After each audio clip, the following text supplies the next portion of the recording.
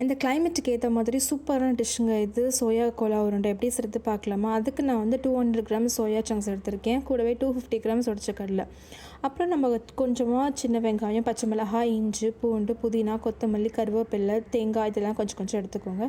Spices வந்து பட்டை, லவங்கம், ஏலக்காய், முந்திரி, அப்புறம் மிளகு, சீரகம், சோம்பு இதெல்லாமே கொஞ்சம் கொஞ்சம் எடுத்து வச்சுக்கோங்க. நல்லா ஊற வச்ச சோயா சங்க்ஸை வந்து நல்லா தண்ணியை நல்லா பிழிஞ்சு எடுத்து தனியாக வச்சுக்கோங்க.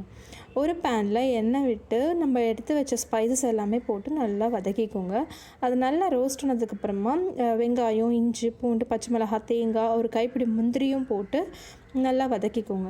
இதெல்லாமே நல்லா வதங்கினதுக்கப்புறமா அதை தனியாக தட்டில் எடுத்து மாற்றிட்டு கொஞ்சம் உடச்சக்கல்ல எடுத்து வச்சுருக்கோம் இல்லையா 250 கிராம்ஸ் அதையும் நல்லா வந்துட்டு பொன்னிறமாக வறுத்துக்கோங்க.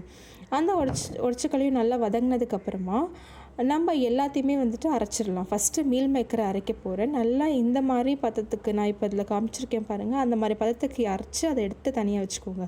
கூடவே இந்த வெங்காய பேஸ்ட்டையும் அரைச்சி அதிலேயே எடுத்து மாற்றிக்கோங்க.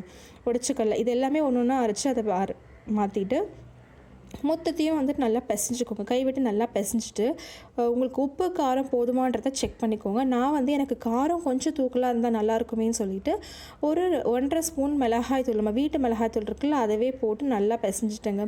பிசைஞ்சிட்டு ஒரு 10 நிமிஷம் ஊற விடுங்க. ஃப்ரிட்ஜில் வைக்காதீங்க, வெளியவே வச்சு ஒரு 10 நிமிஷம் ஊற விட்டுட்டு அதுக்கப்புறமா ஒரு கடாயில் நல்லா ஃபுல்லாக எண்ணெய் ஊற்றி அந்த குட்டி குட்டி பால்ஸாக வந்து எடுத்துக்கோங்க. குட்டி குட்டி பால்ஸாக எடுத்து அதை எண்ணெயில் நல்லா காய்ச்சதுக்கப்புறமா போட்டு நல்லா பொன்னிறமாக வரும்ல, வெளியே நல்லா சிம்லே வச்சுக்கோங்க. அப்போ தான் அது உள்ளே இருக்கிறது வேகும். சரிங்களா? நீங்கள் எடுத்தோடனே ஃபாஸ்ட்டாக வச்சிங்கன்னா சீக்கிரமாக வெந்த மாதிரிடும். ஸோ சிம்மில் வச்சு நல்லா வேக விட்டு நான் இப்போ காமிச்சிருக்கேன் பாருங்கள். இந்த மாதிரி வந்ததுக்கப்புறமா அதை அப்படியே ஆஃப் பண்ணி எடுத்து ஒரு தட்டில் மாற்றி கூட கொஞ்சமாக சாஸ் இல்லை ஏதாச்சும் வச்சு சாப்பிட்டு பாருங்கள். அமிர்தமாக இருக்கும். தேங்க்ஸ் ஃபார் வாட்சிங். பை.